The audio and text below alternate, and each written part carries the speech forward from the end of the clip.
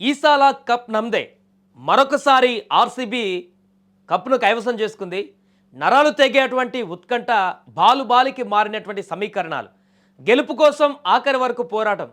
ఒకరు తొలిసారి డబ్ల్యూపీఎల్ కప్ను ముద్దాడాలనేటువంటి కోరిక, మరొకరికి ఛాంపియన్స్ హోదాను నిలబెట్టుకొని రెండవసారి కప్ను పట్టుకోవాలని ఆశ. రెండు బలమైన జట్ల మధ్య ఫైనల్ పోరు ఎలా ఉంటుందో వడోదర వేదికగా జరిగినటువంటి ఆర్సీబీ ఢిల్లీ క్యాపిటల్స్ మధ్య జరిగిన ఉమెన్స్ ఐపీఎల్ ఫైనల్ మ్యాచ్లో చోటు చేసుకుంది. ఈ యొక్క నిదర్శనం కనిపించింది మనకు. డబ్ల్యూపీఎల్ ఘనంగా ముగిసింది. ఫైనల్ మ్యాచ్లో ఢిల్లీ క్యాపిటల్స్ వర్సెస్ ఆర్సీబీ జట్లు తలపడ్డాయి. ముందు టాస్ గెలిచి బౌలింగ్ ఎంచుకున్నటువంటి ఆర్సీబీ ఢిల్లీని బ్యాటింగ్కి ఆహ్వానించింది. అయితే ఆరంభంలో 2 ఓవర్లు కాస్త ఇబ్బంది పడ్డ ఢిల్లీకి బ్యాటర్స్ ఆ తర్వాత పుంజుకున్నారు. ఎడాపెడా ఫోర్లు కొడుతూ స్కోర్ బోర్డును పరుగులు పెట్టించారు. అయితే తక్కువ స్కోర్ వ్యవధిలోనే ఇద్దరు ఓపెనర్లు అవుట్ అయిన ఆ తర్వాత వచ్చినటువంటి ఢిల్లీ క్యాపిటల్స్ జమీమా, మరో బ్యాటర్ లారా ఓల్వార్డ్స్తో భారీ స్కోరుకు పునాదులు వేశారు. ఇక ఆఖర్లో హెన్రీ విధ్వంసం సృష్టించడంతో ఢిల్లీ 203 భారీ స్కోర్ను చేసింది.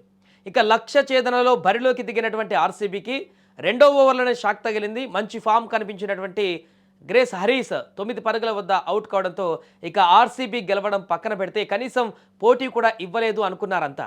ఇక ఆ తర్వాత వచ్చిన మరో బ్యాటర్ జార్జియా వోల్ ఆర్సీబీ కెప్టెన్ స్మృతి మందానతో కలిసి పరుగుల సునామీ సృష్టించారు. ఈ జంట ఎడాపెడా బౌండరీల మోతతో విధ్వంసం సృష్టించడంతో కొండంత లక్ష్యాన్ని ఛేదించేసింది ఆర్సీబీ. ఢిల్లీ ఆఖరులో బంతితో పుంజుకోవడంతో ఆట ఉత్కంఠభరితంగా మారినా చివరికి ఆర్సీబీదే పైచేయి అయింది. బెంగళూరు ఇంతకుముందు 2024లో విజేతగా నిలిచింది.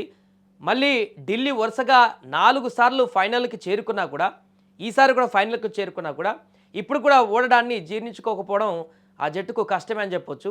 అయితే సాఫీగా లక్ష్య దిశగా సాగుతున్న ఆర్సీబీ ఆఖర్లో ఒత్తిడికి గురైంది. 17వ ఓవర్లో ఓల్ను అవుట్ చేయడం ద్వారా మ్యాచ్ను కాస్త ఆసక్తికరంగా మార్చింది మిన్నుమని.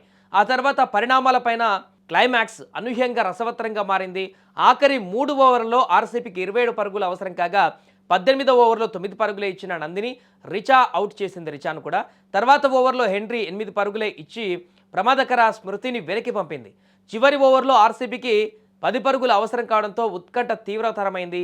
శ్రీచరణి బౌలింగ్లో తొలి 2 బంతులకు 2 పరుగులు వచ్చాయి.